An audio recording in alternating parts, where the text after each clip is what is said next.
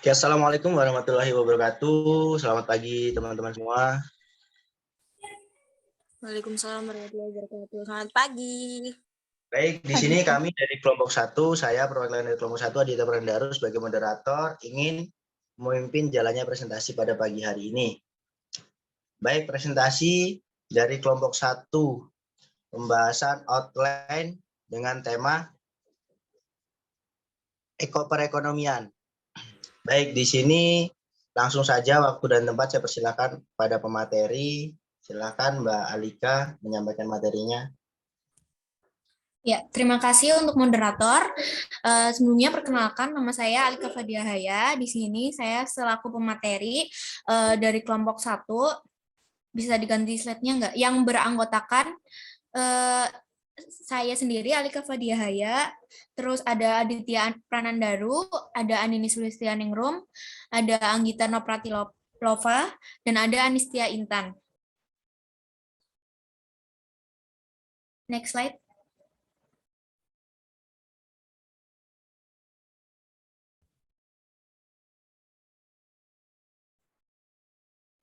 Dengan tema perekonomian negara.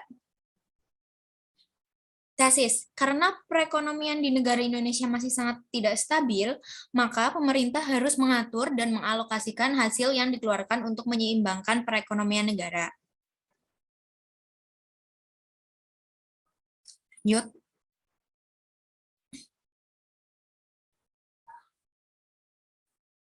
Lanjut. Udah lanjut. Belum ganti, ya aku.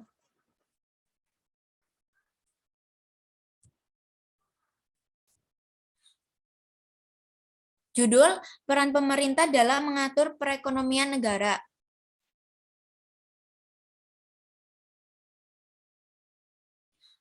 Selanjutnya, inventarisasi subtopik. Yang pertama ada gambaran perekonomian negara yang tidak stabil. Yang kedua ada peran pemerintah dalam mengatur dan mengalokasikan hasil yang dikeluarkan negara. Yang ketiga ada dampak perekonomian negara yang tidak stabil mengakibatkan masyarakat kecil sulit untuk memenuhi kebutuhan hidupnya. Yang keempat ada solusi. Selanjutnya ada kerangka final. Gambaran perekonomian negara yang tidak stabil, dampak perekonomian negara yang tidak stabil yang mengakibatkan masyarakat kecil sulit untuk memenuhi kebutuhan hidupnya. Terus ada solusi dan ada peran pemerintah dalam mengatur dan mengalokasikan hasil yang dikeluarkan negara.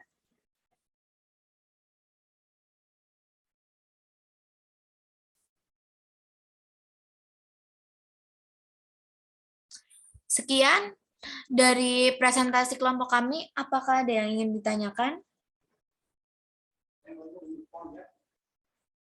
Saya kembalikan kepada moderator.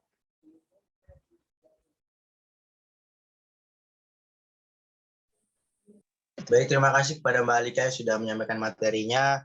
Pada teman-teman audiens, apakah ada yang ingin ditanyakan? Silahkan yang mau bertanya. Kami membuka sesi pertanyaan. Mau bertanya. Siapa dulu nih, Mbak? Siapa tadi?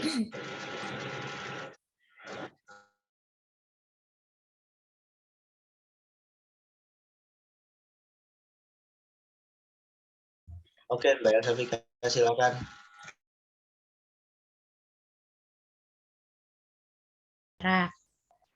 Terus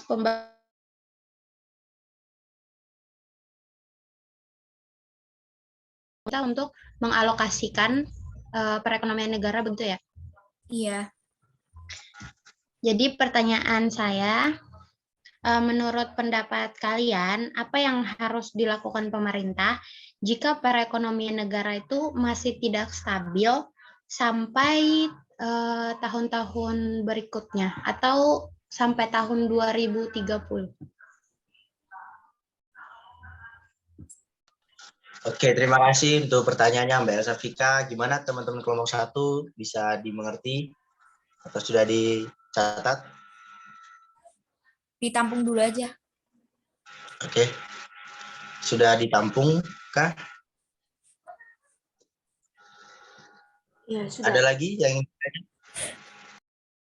Mau tanya, Silahkan. izin bertanya teman-teman kelompok 1 mengenai perekonomian negara. Jadi mungkin peran pemerintah dalam pemerataan ekonomi itu kan memberi bantuan kepada rakyat-rakyat kecil gitu ya. Nah, tapi pada surveinya bantuan itu tuh tidak tepat sasaran gitu. Nah, terus gimana pendapat teman-teman soal pemerintah yang kurang tepat memberikan pemerataan ekonomi kepada masyarakat yang kepada pokoknya yang salah sasaran gitulah. Ya. Oke, terima kasih. Mau dijawab sekarang apa gimana, moderator?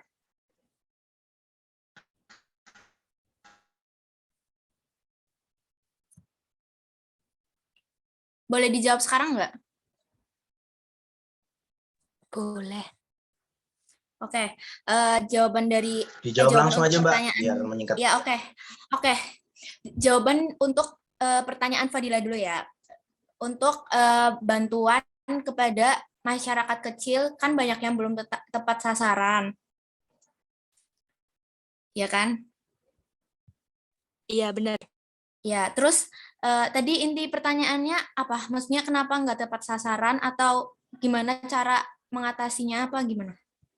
Iya, kenapa pemerintah tuh kok bisa nggak tepat sasaran gitu loh? Oke. Itu di survei. Ya, jadi kenapa pemerintah itu ngasih bantuan tidak tepat sasaran? Itu biasanya karena survei atau sensus penduduk, pendapatan penduduknya itu udah dilakukan dari tahun-tahun sebelumnya. Jadi misalnya itu udah didata dari 5 tahun lalu, tapi bantuan itu baru bisa tercairkan itu berapa tahun kemudian. Jadi kenapa tidak tepat sasaran itu banyak orang yang udah terdata tapi ternyata perekonomiannya udah baik gitu. Jadi dia tahun-tahun sebelumnya itu bisa aja emang masuk daftar penerima. Tapi karena itu bantuannya cairnya beberapa tahun, bahkan beberapa bulan, bahkan beberapa tahun kemudian, akhirnya orang itu istilahnya udah dikatakan mampu. Tapi karena datanya itu data dari tahun-tahun sebelumnya yang dia masuk ke dalam daftar penerima itu terpakai. Jadi dia tuh yang tadinya tahun ini sudah ibaratnya ekonomi yang sudah bagus, tapi karena masih pakai data yang tahun-tahun sebelumnya, jadi dia dapat. Jadi tidak tepat sasaran. Padahal banyak banyak masyarakat yang di tahun-tahun yang saat bantuan itu cair itu malah tidak mampu. Tapi karena datanya dari tahun-tahun sebelumnya, yang dimana orang itu udah saat menerima bantuan itu ekonominya udah bagus, nah dia jadi menerima. Nah itu kenapa banyak bantuan yang tidak merata itu salah sasaran.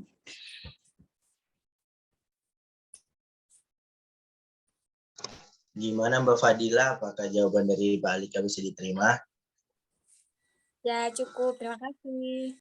Oke, sama-sama. Baik, langsung ya untuk mempersingkat waktu, saya bantu menjawab pertanyaan pertama tadi dari Mbak Elsa Fika. Pertanyaannya, menurut kalian apa yang harus dilakukan pemerintah jika perekonomian negara masih tidak stabil? Ya Mbak ya, sampai kurun waktu tahun 2030. Iya Mbak, begitu pertanyaannya? Iya, begitu. Baik, saya mau menjawab. Nah, dari sepengetahuan saya, pemulihan ekonomi di Indonesia itu dilakukan dengan mengambil beberapa kebijakan fiskal dan moneter yang komprehensif. Nah, di samping itu, pemerintah juga mengalokasikan dana APBN untuk memulihkan ekonomi di negara kita. Nah, di setiap tahunnya itu kurang lebih sebesar 695 triliun. Nah, selain itu juga pemulihan ekonomi di Indonesia diharapkan mulai membaik tiap tahunnya dengan mengalokasikan segala upaya. Contohnya menutup barang-barang impor yang masuk dari negara luar masuk ke Indonesia, dan akan lebih mengedepankan barang-barang ekspor yang bisa dikeluarkan dari negara kita sendiri. Itu salah satu upaya yang sudah dijalankan. Nah, untuk mencapai beberapa tujuan, negara kita memiliki 3 kebijakan yang dilakukan. Yang pertama ada peningkatan konsumsi dalam negeri. Nah, yang berikutnya ada peningkatan aktivitas dunia, usaha, serta menjaga stabilitas ekonomi dan ekspansi moneter. Nah, jadi untuk mencapai perekonomian yang membaik sampai tahun 2030 itu kira-kira begitu Mbak yang dilakukan. Apakah bisa dipahami? Itu menurut saya pribadi yang saya pahami.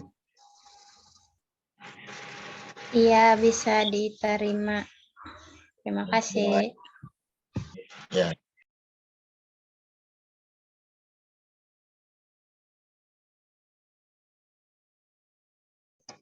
Gimana teman-teman, cukup? Ada pertanyaan lagi atau cukup? Cukup. Baik. Terima kasih teman-teman yang telah menyampaikan materi maupun teman-teman yang sudah bertanya. Luar biasa sekali. Demikian presentasi saya tutup. Apabila ada salah kata saya mohon maaf. Saya akhiri, wassalamualaikum warahmatullahi wabarakatuh. Waalaikumsalam warahmatullahi wabarakatuh. Waalaikumsalam warahmatullahi wabarakatuh.